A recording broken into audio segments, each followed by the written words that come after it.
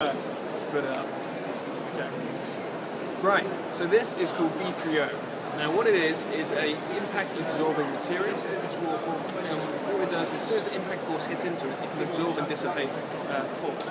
So if I pull it apart, it looks like a liquid. But if I apply any force, the molecules lock together and it actually becomes a solid. So you can hit it as hard as you want. Now that's all well and good, but let's actually show it in action. So if I wrap around something valuable, like my finger, put it on the desk, drill mallet,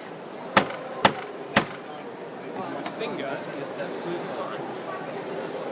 D3O impactology. There we go, guys. So essentially what we do is we take this D3O and we put it into a foaming agent, and then we put it into all of our cases.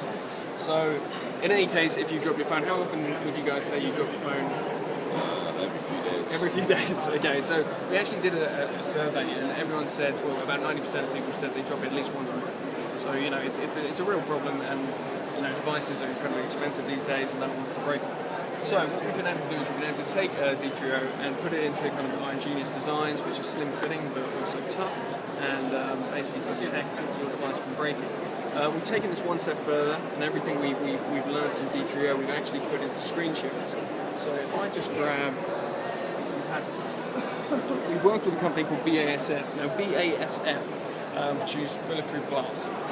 Okay, so essentially the screen is bulletproof. Well, it's not bulletproof, but what it's able to do is it takes a polymer that BASF use, and we've put it into a multi-layer structure. If you imagine an emergency hammer has a very small point. Now the reason it has a small point is you can hit it really fast, and the speed and the small surface area breaks the glass. What we do is we reverse that. So we use a hard top layer, which when the force hits it, it spreads out the force. The bullet shield layer helps reduce the impact force by about 80%, and then we have a final soft layer at the end that further slows down and reduces the impact force, which is all quite interesting stuff. Now, on top of that, what we've actually gone into to develop, it took us 2 years to develop this, but on top of the impact protection, we also have an anti-scratch feature. So if you scratch a screen, usually the scratches remain, it gets dirty over time. This has a self-heal reflow feature. If you scratch it will actually heal itself, which is really interesting. Easy application. That final soft layer has what we call kind of a self-adhere polymer. But when it reacts with air, it adheres to the screen, so you don't need any glue or adhesive like you do on other screen shields.